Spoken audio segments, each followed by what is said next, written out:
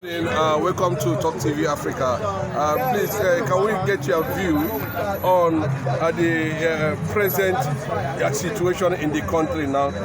If you have the opportunity to vote for Tinubu 2027, will you vote for him? I won't even have the opportunity to vote for him. There is no opportunity to vote for Tinubu. I don't even have, even before now, I didn't vote him. Even right from when he was a governor. So I don't like his person. So I can't vote for him. Okay, what is it actually? Because a lot of people are surprised that Tinubu, has he actually failed? Considering the fact he's just a year into his administration. He's a failure right from the beginning. He has failed before he entered the government. He actually has disappointed himself. You know, after us, during his campaign, he didn't tell us he has something to do for us. All he was saying is to dance and say Emiloko. So he never promised us anything. The first day of his office, he removed subsidy. So he had that in mind, and he was just saying Emiloko. Emiloko means I'm the next in turn to maltreat the poor masses of Nigeria. There are some people that have done that, and they have done it, and they've left the helm of affair. He now said it is him, the next person to maltreat Nigeria. That was what he said, and he came up and he did exactly what he promised to do. So the Northerners have just said that they are also disappointed. The entire North, is it now that they are beginning to know that Tinubu has nothing to offer? The Northerners, they follow their leaders. When they say this is where we are going, they all face that direction. That's what the Northerners are for. So if their leaders, the leaders in Northerners was the one that directed their mind, and those leaders are the ones speaking for the masses of the North. So that is why those leaders are saying they are disappointed. It's not even the poor masses, because average Northerner is a hustler. So it is what they do per day that they eat. If all they wanted is an enabling environment or a conducive environment for any one of them to hustle. They dig gutters, they polish you, they carry refuse. Those are the kind of job they do. They don't go to school, so they are not. They are not. They are not going to work in the office. They don't even want to go to the office to work. So they are not the ones speaking. The educated ones are the ones that is saying that they are disappointed, because they are the one that they are disappointed in Tinubu. Yeah. They are the one that supported Tinubu. Those young ones, they don't even know who Tinubu is. So that is that on the Northerners saying they are disappointed in Tinubu. As it stands now, well, for you,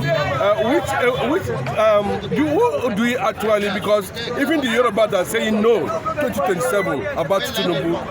For now, do you have anybody you are looking at that can actually, touch the lives of Nigerians in terms of presidency? By the special grace of God, I'm a Yoruba by birth, biologically, so I'm a Yoruba man. So now, if there is anybody, as far as I'm concerned, Tinubu is not there. Number two, the like of, if I am asked to vote, my OB is coming. Then, if I have you mean that OB is coming 2027? By the special grace of God. If he's coming, I'm voting OB. But in the absence of OB, people like Showore, those young brains that want to do something that those elderly ones are depriving of, what they know. The interest of the country. The interest of the country. Those guys have the interest of the country. But this one is me, myself, and my family. That's all. Even their children. Me, myself, and my children. That's what they do. Me, myself, and my concubine. That is what they do. So we are not part of, the Nigeria we are talking about. Sometimes I begin to ask questions that am I actually in Nigeria? Nigerian. I was born here as a child. I went to primary, secondary school and tertiary here in Nigeria, and yet I have not worked in this country as any salary from the government or any parastatal. Everything I do, I work for it. I do menial job to earn. I want you to understand that when somebody is into suffering, ideas will begin to come. Yes. I learned how to do everything that I do today because of the suffering. I was pushed to the wall to the extent that I know how to do, this emulsion paint. I know how to do custard powder. I know how to do even Bonvita. Most time when we do Bonvita with cocoa product, it was when we were pushed, we were being pushed to everywhere. There's no stable income. I marry out of duress, and I am training my children inside the duress. So what am I enjoying? Am I in Nigeria? I'm asking myself. Am I in Nigeria? My children are also coming up.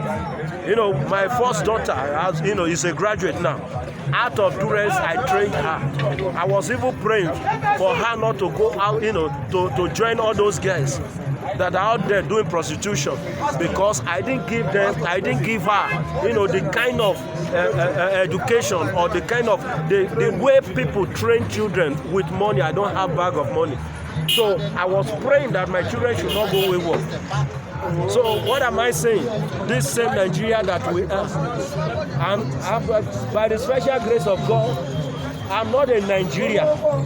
I can say I'm not in Nigeria because I'm not enjoying any benefit as the Nigeria that they call us.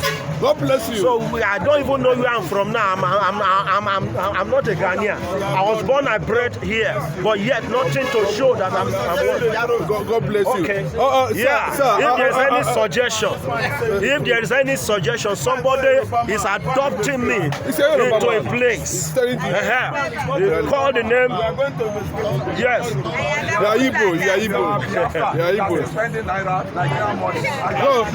But Sheyi, Tinubu's son Sheyi, and of course Remi Tinubu is saying that Nigerians should exercise patience for his husband. What's your reaction to that? Exercise patience. You want to cook for your children, the children that have been hungry since day before yesterday, and today you are telling them to exercise patience. Tomorrow the food will be ready. There is no tomorrow. So all those exercise patience, I don't know who they are talking to. It's not somebody like me. I exercise patience for what? Do we even have tomorrow? We have not eaten today. Somebody is telling me about tomorrow. What is tomorrow? What is tomorrow? This is rubbish.